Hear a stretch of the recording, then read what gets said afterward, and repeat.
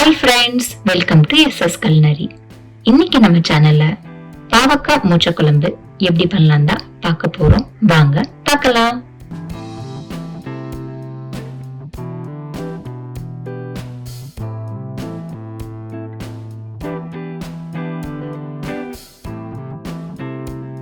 ஒரு பவுல்ல கொஞ்சம் தண்ணி ஊத்திக்கலாம். ஒரு சிட்டிகை மஞ்சள் பொடி சேர்த்துக்கலாம். இப்ப இது கூட ஒரு கப் நிறைய கட் பண்ண பாவக்காவை சேர்த்துக்கலாம். இப்போ இது ஒரு கொதி வர வரைக்கும் நம்ம வெயிட் பண்ணலாம். ஒரு கொதி வந்ததுக்கு அப்புறம் தண்ணியை வடிகட்டி பாவக்காவை தனியா நம்ம எடுத்து வச்சிடலாம். நம்ம இந்த மாதிரி பண்ணும்போது பாவக்காவோட கசப்பு கொஞ்சம் குறையும். இப்போ மண்சட்டியில ஒரு கப் நிறைய காஞ்ச மொச்சைய சேர்த்துக்கலாம். சேர்த்துட்டு கொஞ்சம் நம்ம ஃப்ரை பண்ணலாம். பொதுவா மொச்சை நிறைய பேர் சாப்பிட மாட்டாங்க, ஏன்னா கேஸ் ப்ராப்ளம் சொல்லி. ஆனா இந்த மாதிரி நம்ம ஃப்ரை பண்ணி வேக வச்சோம்னா அந்த ப்ராப்ளம் கொஞ்சம் குறையும். அதனால நான் எப்பவுமே இந்த மெத்தட் ஃபாலோ பண்ணுவேன். இப்போ மொச்சை கொஞ்சம் ஃப்ரை ஆனதும் வேக வச்சு எடுத்துக்கலாம். இப்போ அகைன் மண் சட்டியில கொஞ்சம் எண்ணெய் ஊத்திக்கலாம். எண்ணெய் சூடானதுக்கு அப்புறம் 1/2 டீஸ்பூன் கடுகு சேர்த்துக்கலாம்.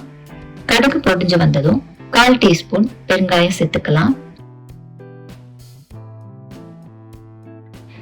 இப்போ இது கூட பொடியா கட் பண்ண வெங்காயம் சேர்த்துக்கலாம். வெங்காயம் சேர்த்துட்டு எல்லாமே நல்லா மிக்ஸ் பண்ணிக்கலாம்.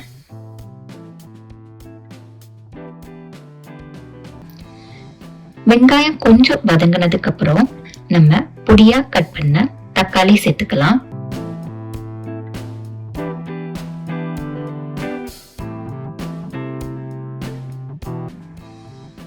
இப்போ வெங்காயம் தக்காளி நல்லா வதங்கிடுச்சு. இந்த ஸ்டேஜ்ல நம்ம பாவக்காவை சேர்த்துக்கலாம். பாவக்காவை சேர்த்துட்டு அகைன் நம்ம நல்லா மிக்ஸ் பண்ணிக்கலாம்.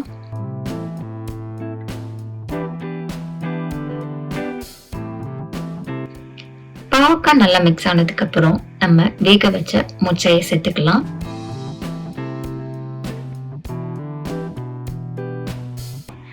இப்ப மொச்சையும் பாவக்காவையும் நல்லா மிக்ஸ் பண்ணி விடலாம்.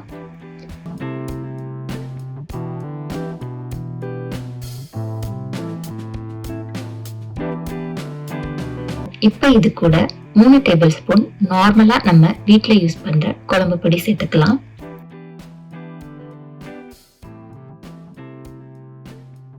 நம்ம இந்த குழம்புக்கு தேவையான உப்பு சேர்த்துக்கலாம்.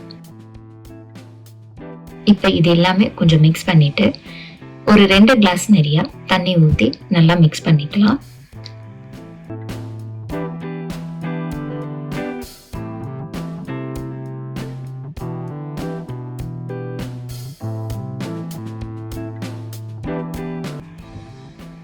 இப்ப இந்த குழம்பு கொதி வர வரைக்கும் நம்ம வெயிட் பண்ணணும்.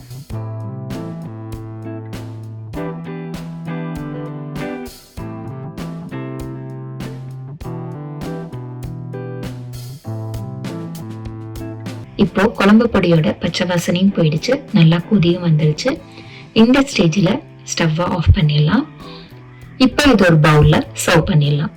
அவ்வளவுதாங்க, பாவக்காய் மொச்சை குழம்பு ரெடி ஆயிடுச்சு. நீங்க சப்போஸ் புளித்தண்ணி இது கூட சேர்த்துக்கிறீங்கன்னா தக்காளி கொஞ்சம் கம்மி பண்ணிக்கோங்க. நான் இன்னைக்கு புளித்தண்ணி சேர்க்காம தான் பண்ணியிருக்கேன்.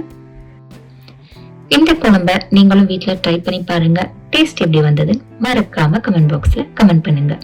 உங்களுக்கு இந்த ரெசிபி பிடிச்சிருக்கும் நம்புறேன். அப்ப அப்படியே லைக் பண்ணிட்டு உங்க ஃப்ரெண்ட்ஸ், ஃபேமிலி எல்லாருக்குமே ஷேர் பண்ணுங்க. நெக்ஸ்ட் டிஃபரெண்டான வீடியோல உங்களை பாக்குறேன். பை.